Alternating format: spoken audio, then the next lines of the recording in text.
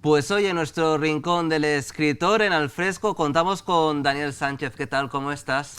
Bueno, pues dadas las circunstancias, bien. Hemos pasado estos días de calor, estamos en pospandemia, pero a pesar de todo, hoy hace un día fresquito, o sea que muy bien. Y me traes este libro bajo el brazo de esta novela, La noche de San Lorenzo, Sí, que por cierto es finalista del premio Azorín. sí. Un Eh, premio muy importante. Y ser finalista pues te da un cierto prestigio también, Daniel. sí, sobre todo te da prestigio, digamos, a quien lo conoce, pero también íntimo, en el sentido de Claro. que dice, bueno, pues he alcanzado una meta importante, por lo tanto lo que he escrito, pues alguien ha dicho que está bien, ¿no? Y te anima mucho a la publicación, claro, y a recomendarla. Ha sido complicado publicar este libro, La noche de San Lorenzo. Ya sabemos que el mercado editorial es un poco complicado, un Sí. poco complejo, y a veces arriesgarse pues tiene sus cosas buenas y sus cosas malas. Sí. Bueno, claro que es complicado, es decir, aquí está todo pesado y medido. Quiero decir que en el caso del mundo editorial está incluso como muy territorializado, es Mm, decir, pues mira, hasta aquí tú y hasta aquí yo, pero además digo porque tengo experiencia también de traducción y de adaptación mm. editorial. Es decir, no puede pasar de tantas páginas y un poco más o menos como pases de ahí te hundimos, ¿no? Es decir, que es un mundo complejo y un poco raro. No es tampoco lo que aparece, ni son las cenas de Planeta, ni todo esto. No, por debajo hay un submundo, yo diría que más que mundo. La cuestión, Daniel, es que te has arriesgado y la historia vale la pena porque cuenta la historia de dos amigos, podríamos decir. El protagonista es Santiago y después tiene su amigo Gonzalo, que Gonzalo, pues bueno, está pasando por un momento complicado. Sí, Y la novela empieza con una carta que le envía, si no me equivoco, corrígeme, Santiago a Gonzalo. sí, Y dice algo así para que la gente también se ponga sí. en vereda, ¿vale? Dice, querido Gonzalo, cuando siento próxima a mi partida, pienso que ha llegado el momento de escribir estos últimos renglones. Lo hago con el alma encogida. Esta carta escrita de propia mano va aparte y en sobre cerrado por los motivos que conocerás sin más tardar. Si después de leerla has conseguido entender su porqué, me iré tranquilo de este mundo, liberado del peso insoportable de un secreto que te atañe. Bueno, supongo que aquí ya pones la miel en los labios porque está pasando algo a Santiago y a Gonzalo, ¿no? Pasó. Es decir, en el momento en que está escribiendo la carta, bueno, él la ha escrito antes de ese momento, cuando él, que padece la enfermedad de Sí. Alzheimer, se da cuenta de que después no va a poder hacerlo. Entonces lo hace cuando está lúcido y se la da a su esposa. Luego, por lo tanto, quien remite la carta es su esposa por orden de él, pero cuando ella ya prácticamente está en los últimos momentos de la enfermedad. Entonces es, digamos, una introducción, es un flashback, el único que hay, porque a mí me gusta la linealidad en la Mm, novela, en fin, no dar saltos que luego confunde al lector. No, no, es simplemente, a partir de ese momento, es un viaje en el AVE. mm, Santiago va por fin a Alicante, que es donde está su antiguo amigo, y mientras vuelve en el AVE hasta Albacete, mm. describo más bien, muy bien creo, la estación de los Llanos, Qué bien. y entonces él va leyendo y conforme viene leyendo, desde ahí, cuando llega al Mansa, cuando llega tal, va leyendo renglones, no, párrafos y Mm, capítulos de esa carta que es muy larga, y entonces él está evocando completamente, decir, esa vida anterior que llevaron ellos. No quiero destripar la novela, pero bueno, aquí hay un tema fundamental, mm, ¿no? Santiago es un hombre excepcional, mm, muy inteligente, un hombre que va a dar en una dehesa de toros. ¿Y por qué cojo una dehesa de toros? Porque es, la síntesis del machismo. mm. Es decir, ahí todo es recio, todo es, en fin, todo es toro bravo, y él no, desde el punto de vista, yo no lo dejo para que el lector no lo interprete como decida, pero es un muchacho que ha tenido problemas con el desarrollo de su sexualidad, ¿no? Mm, Y además en algo pues que por desgracia está como muy de moda, pero bueno, fue anteriormente en un colegio de formación profesional regido por religiosos. mm, No tiene ninguna connotación peyorativa respecto claro. a los colegios religiosos, pero sí que ocurrió allí. Entonces, claro, aquí en la novela parece ser que es como si fuera el hilo, y lo es, de argumental de una historia donde el tema de la bisexualidad o la homosexualidad pues está ahí como latente, ¿no? No lo dejo tampoco tan claro, que el lector lo interprete como quiera. Sí, que lo interprete como quiera, tú dejas ahí los matices y después... Pero en el caso del protagonista principal, que bueno, que es Santiago es coprotagonista, hablo de Gonzalo Pastrana, pues es una persona ortodoxamente, digamos, es ortodoxo en materia sexual, y bueno, y a partir de ahí ya viene toda esa la carta y el arrepentimiento, y bueno, por supuesto, ahí en la novela hay un villano que es el que está manejando esta situación, a ver cómo se hace con la finca. En cualquier caso, esa es una línea argumental que, claro, tiene que servir de eje de un arropamiento, pero en definitiva la novela es el testimonio de una época que son los años 50 y 60, hablo del segundo franquismo, una época que la he vivido, pues ya tengo mis años, pero que la he estudiado. Y bueno, la he estudiado a nivel de tesis doctoral y tal, y bueno, me ha dado una cierta o bastante información para poder hacer el escenario donde se mueven los protagonistas, sí.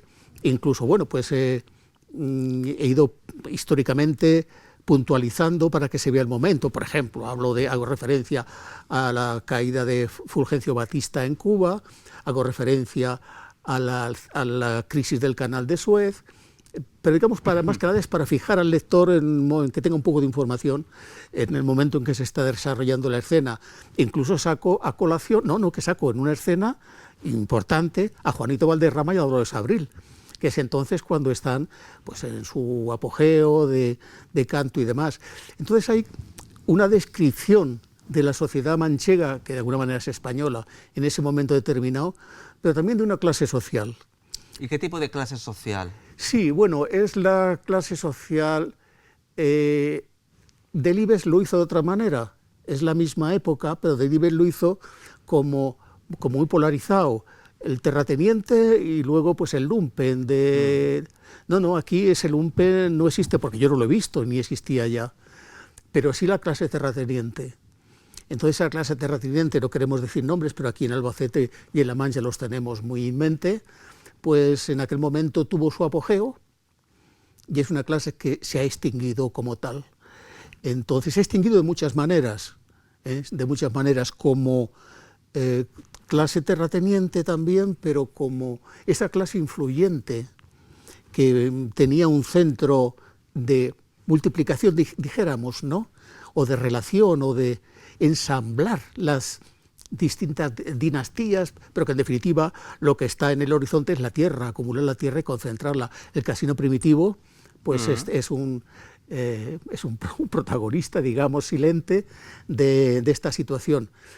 Por eso la novela, que es sencilla de leer, tiene como 3 líneas o 3 niveles de lectura, y por supuesto pues cada lector se la aplica conforme lo ve. Quiero decir que un señor con poca información ve esa relación ambigua entre Santiago Romeral y Gonzalo Pastrana, que además es desigual.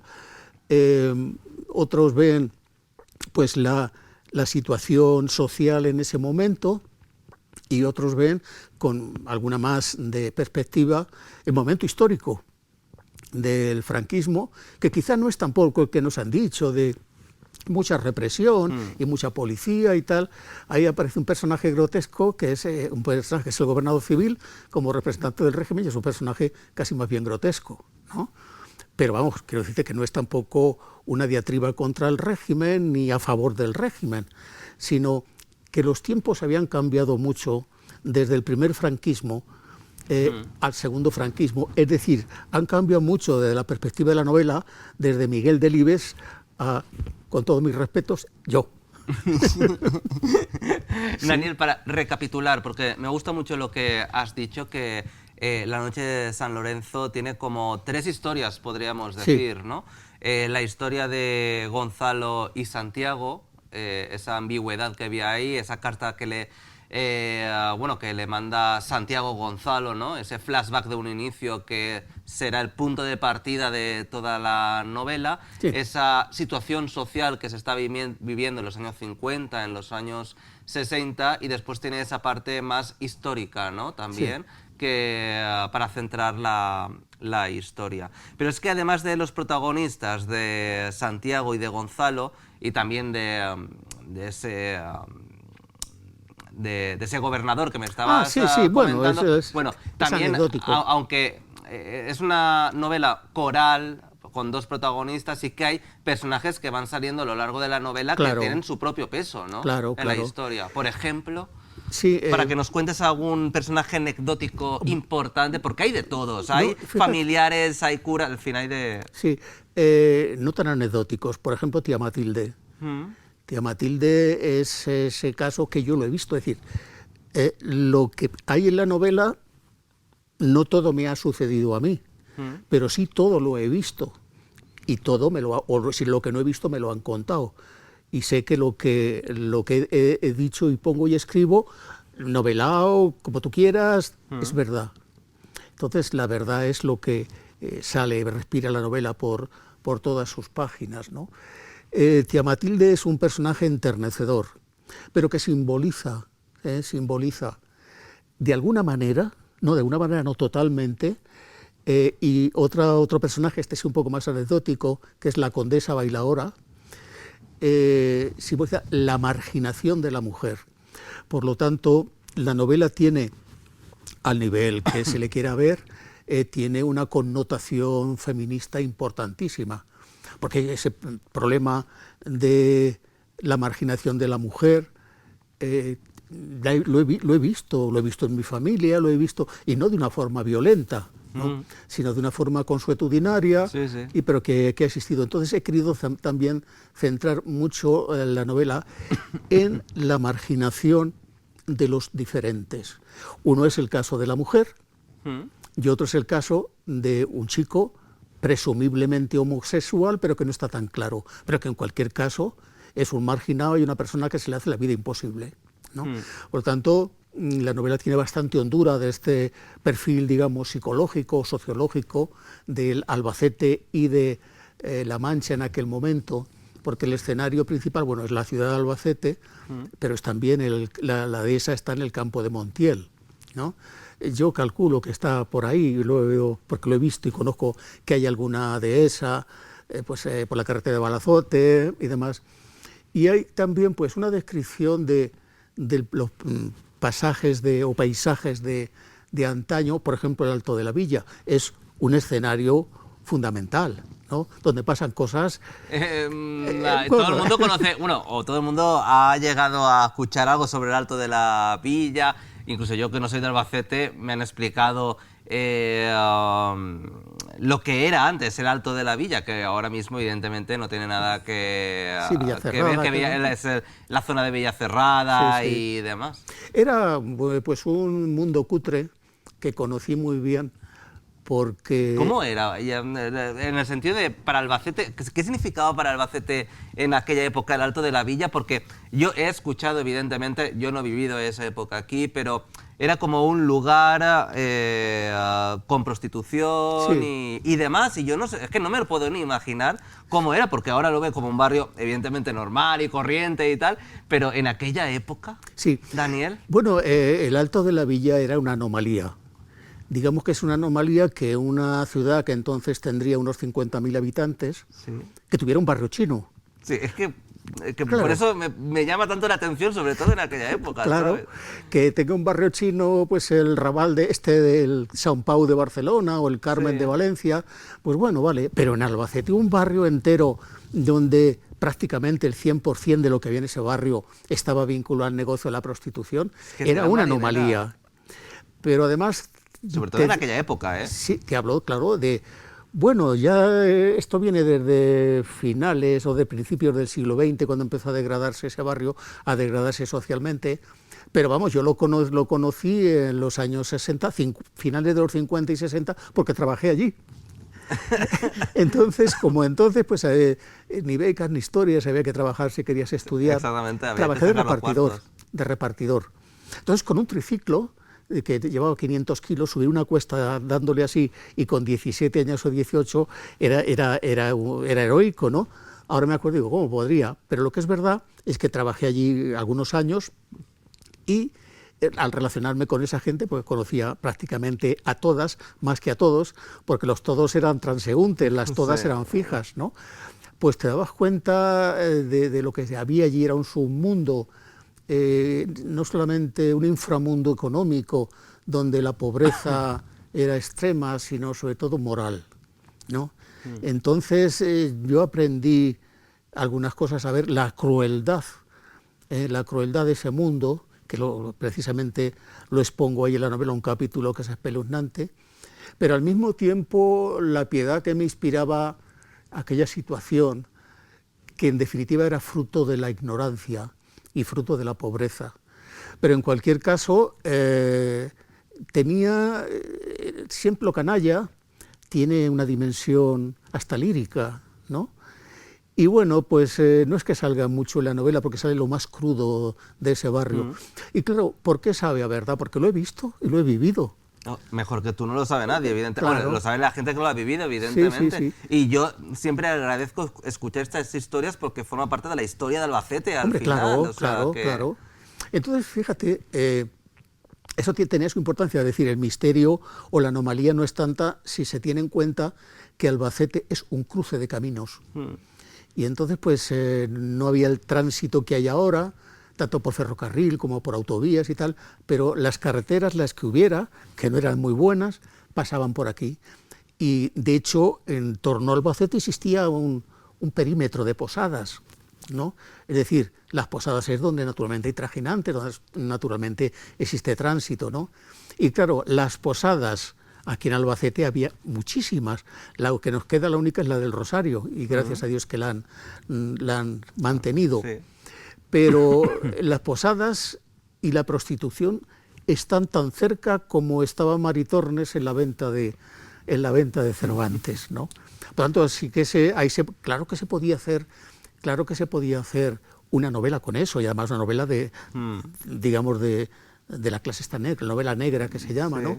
Pero bueno, los que nos interesaba sobre todo que saliera eso, porque era también el paradigma de una sociedad burguesa, de esa burguesía campesina, si se quiere, de casino primitivo, de cierta elegancia, que algunos, los que éramos pobres, las fiestas del primitivo las veíamos desde una verja, entonces veíamos el lujo de los demás, y parece ser que viendo el lujo de los demás nos conformábamos con la pobreza propia, ¿no?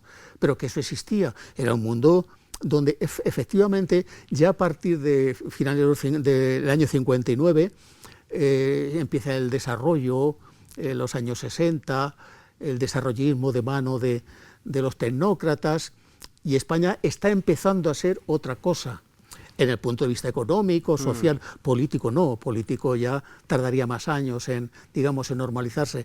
Pero sí que de la otra manera se ve como la clase social obrera, la clase sobre todo campesina, pues no es la de los santos inocentes, sino que están, bueno, pues más o menos acomodados, pero claro, sea como fuere la sociedad, lo que está claro es que los problemas humanos están ahí en esta o en otra o en cualquiera, es decir, son como los mitos griegos, son permanentes, no caducan.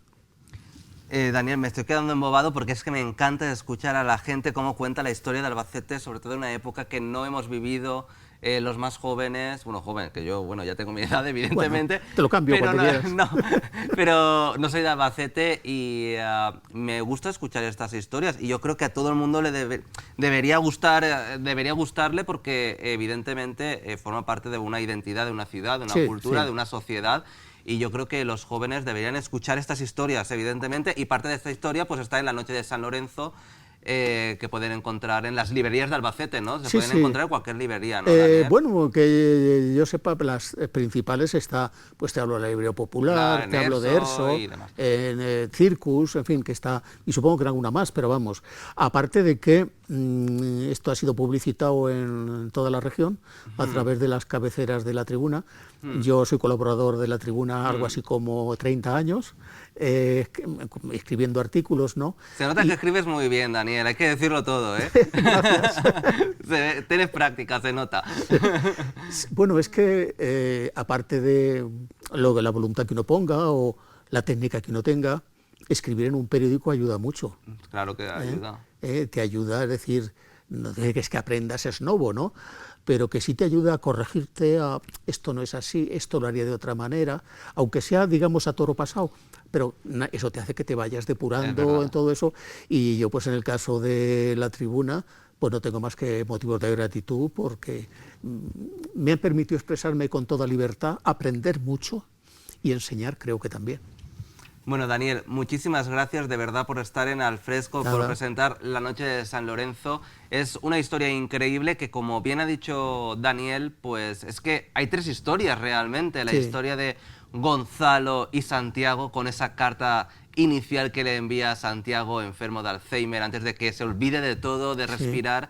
Le envía a Gonzalo con secretos, con, en fin.